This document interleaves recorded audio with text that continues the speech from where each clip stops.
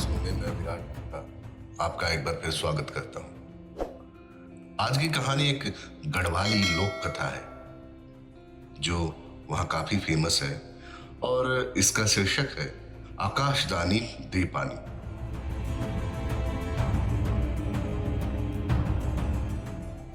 किसी गांव में एक छोटा सा परिवार रहता था। उसमें 3 जने थे, एक बुढ़िया, एक उसकी लड़की और एक उसकी बहू।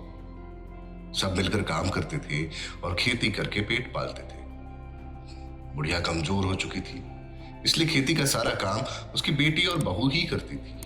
वे दोनों छोटी थी और करीब करीब एक ही उम्र की थी।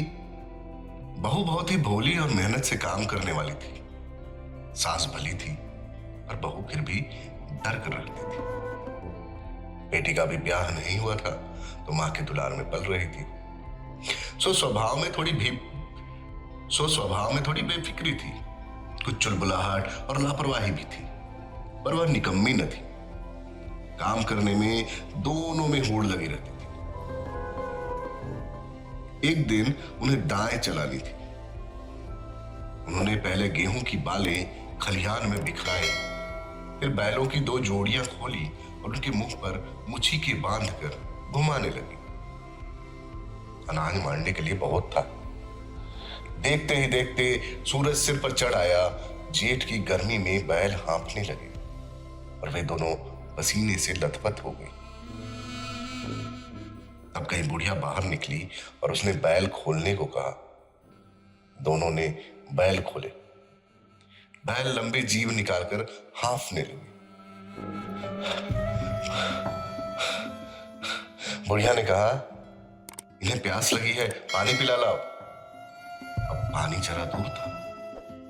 भाभी और ननद कभी कभी बातों में ही उलझ जाती थी, इसलिए देर न हो यह सोचकर बुढ़िया ने उन्हें लालच दिया। देखो, मैंने आज बहुत अच्छा खाना बनाया है। जो अपनी बैलों की जोड़ी को पहले पानी पिलाकर लाएगी, मैं ना उसे खीर खाने को दूंगी। मैं खाऊंगी। ननद उछली, भाभी जल उठी। उसने मरकने बैल की तरह उसको देखा और फिर अपने बैल तेजी से दौड़ाए। ननद चिढ़ी। उसने भी अपने बैलों की जोड़ी तेजी से हाँकी। उन पर खूब लाठियां बरसाई, पर भाभी के बैल तेज थे, दूर निकल गए। उन्हें पकड़ सकना उसे असंभव दिखाई दिया। पानी का ताल गांव के परले पाखे पर था। ननद को गुस्सा आया, कुछ अपने ऊपर, कुछ बैलों पर और सबसे ज्यादा भाभी पर। खीर अब उसी को मिलेगी, वह सोचने लगी। सहसा उसने अपने बैल अधबाट से ही लौटा दिए और प्यासे ही खूंटे पर बांध दिए। मां ने बेटी को शाबाशी दी। बाद में बहू भी अपने बैलों को लेकर आई। सास ने बेटी के सामने खीर का कटोरा रखा और बहू के लिए छछेड़ा परोसा। बहू छछेड़ा का कोर नीचे को निकलती और वह ऊपर को आता। उसे कभी खीर के कटोरे का विचार आता, कभी बैलों को पानी न पिलाने।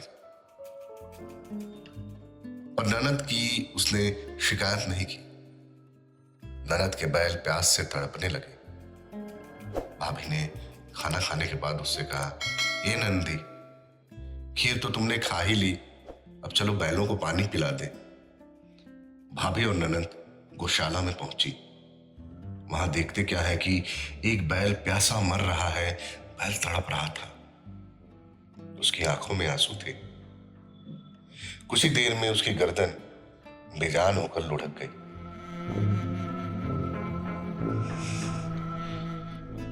मरते हुए उसने ननद को शाप दिया,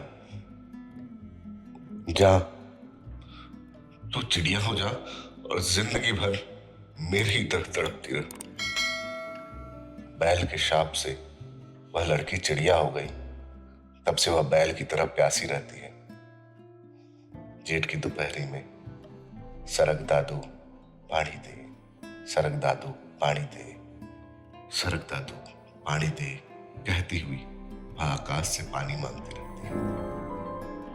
धरती का पानी वह नहीं पीती, उसमें उसको बैल का खून दिखाई देता है।